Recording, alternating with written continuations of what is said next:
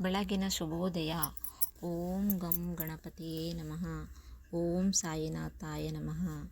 ಓ ಮಗುವೇ, ನಿನಗೆ ಬೆಳಗಿನ ಶುಭೋದಯ.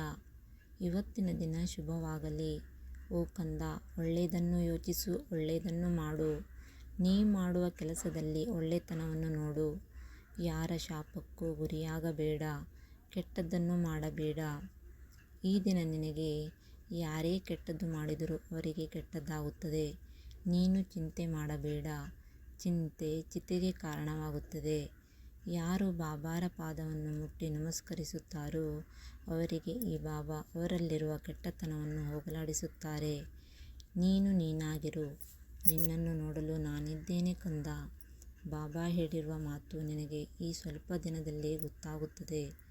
ನಿನ್ನ ಹತ್ತಿರ ಸಹಾಯ ಕೇಳಿ ಬಂದವರಿಗೆ ಇಲ್ಲ ಎನ್ನಬೇಡ.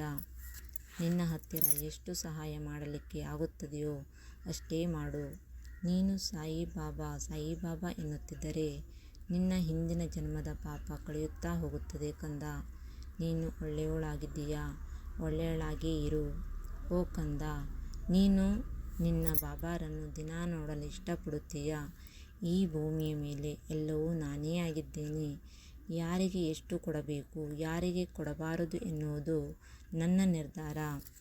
ಯಾರು ಬಾಬಾರನ್ನು ಸ್ಮರಿಸುತ್ತಾರೆಯೋ ಅವರಿಗೆಲ್ಲ ನಾನು ಒಳ್ಳೆಯದನ್ನೇ ಮಾಡುತ್ತೇನೆ. ಬಾಬಾ ಎಂದರೆ ಶಕ್ತಿ. ಈ ಶಕ್ತಿ ಏನು ಅಂತ ನಿನಗೆ ಮಾತ್ರ ತಿಳಿದಿದೆ. ಕಾದು ನೋಡುತ್ತಾ ಇರು, ನೀನು ಎಷ್ಟು ಎತ್ತರಕ್ಕೆ ಬೆಳೆಯುತ್ತೀಯಾ ಅಂತ. ಈ ಬಾಬಾನೇ ನಿನಗೆ ಎಲ್ಲ. ಓಂ ಸಾಯಿರಾಮ್. ಎಲ್ಲವೂ ಶುಭವಾಗಲಿ. ಶುಭ ಶುಕ್ರವಾರ.